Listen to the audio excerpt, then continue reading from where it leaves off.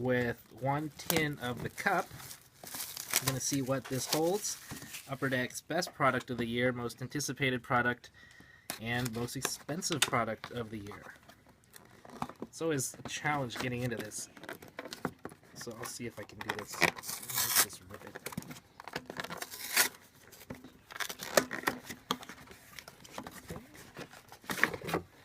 Okay, comes blue tin. Lots and lots of packaging to get through before we can actually get to the cards themselves.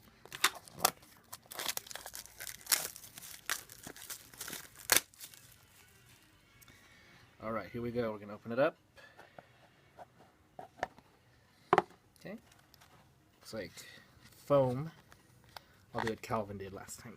Just pull it open like that.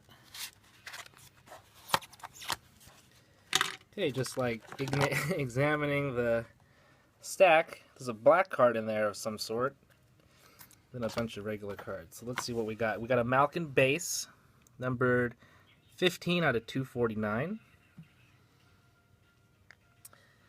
Ryan Sproul is my rookie auto patch, on card, with a patch there. Ooh, Teemu Selanne.